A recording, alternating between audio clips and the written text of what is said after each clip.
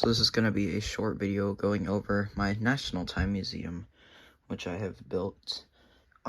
First off is this EX clock on the floor, which I plan to have hanging up over here at some point soon.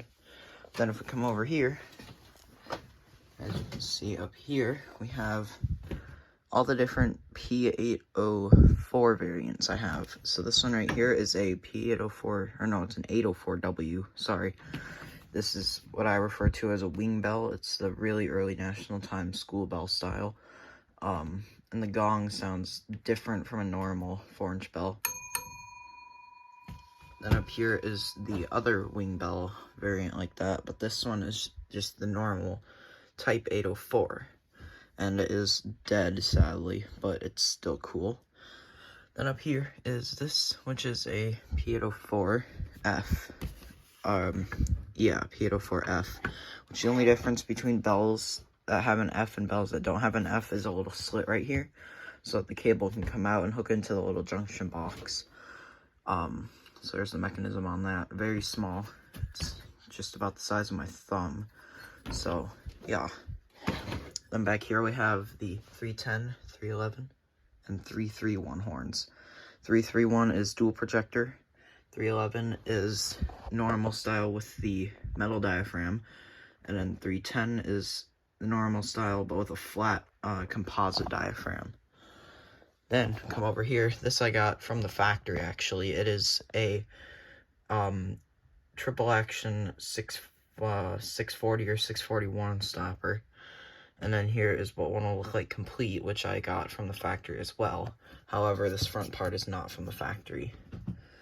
Then here we have a 624 AV, which is a rebranded Faraday horn strobe. These are rebranded by, these were made by Federal originally, I believe. That are Standard Electric. But this was originally made by Faraday. And yeah. Then up here are a couple of C2s, which are rebranded Gentex Commander 2s. There's a horn strobe and a strobe only variant. Then this technically doesn't have National Time branded on it at all, but it came off of a 2000 system, and I've seen these detectors on many 2000 systems in the past. Then right here we have some other stuff I got from the factory. These are some little plates, and the only reason why I have this stuff from the factory is because I know people that work for them, which is pretty cool. So then here's a 620M casting that I was also given. And then here is a super rare 620M stopper, which is a break glass stopper. And these were made exclusively for Detroit Public Schools, I believe. However, I'm not 100% sure on that. They are so obscure that I can find barely any information on them. Well, none at all, as a matter of fact. Then right here I have a double R enclosure, which has a school bell and a fire horn inside of it, which those being a P806F and a 411R. Then moving over here we have a single R, which had a chime in it originally. The chime I have, but it's upstairs. Then over here we have 3 different 411 variants. We have the 411F, and we have the later 411, which I don't really like those because they're riveted together opposed to screwed together. Here's a old style 411, which is built the right way.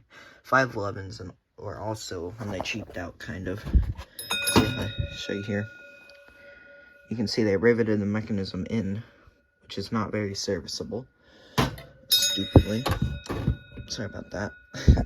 And then over here is a P810, which is a 10-inch vibrating bell. Here we have the oldest 6-inch bell I have from National Time. It has the National Lake designation. I don't know exactly what lake means, but it is from the mid-50s. Then here we have a slightly newer style P806F. Like I said, the only difference is that little slit right there. Then here is another P806F. The only reason why I have these two right here is they have different plug styles, which is weird, but yeah. Then we have the rare fire signal version, which is the 806S. And this one again is designated as an F because it has the slit. Then here we have the newest variant I have, which is a Another 806S. And you can see on the tag it says Oak Park, because that's after their factory got annexed into the city of Oak Park opposed to Detroit. Then here we have a 6-inch bell guard, which is also from the factory. This has never been used. As you can see, they never even stamped out the hole. And ironically, it reverberates like a bell. I pull it up here. It sounds like a 6-inch bell. So then, starting at the oldest pulsation, this is a Holzer Cabot NC, which was made by Holzer Cabot, and this was from Time Systems era. And you can see somebody painted over the glass, but other than that, it's original.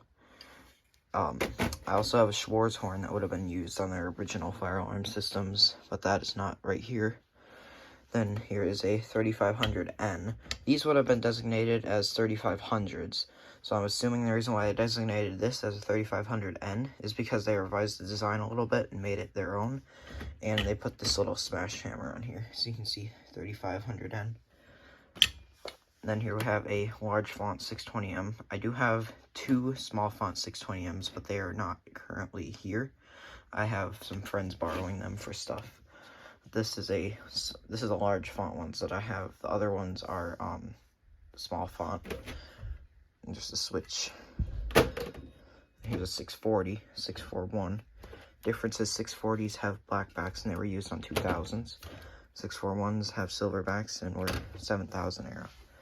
Then here's a 541, which is made by SIGCOM, not by National Time. And that about wraps that up.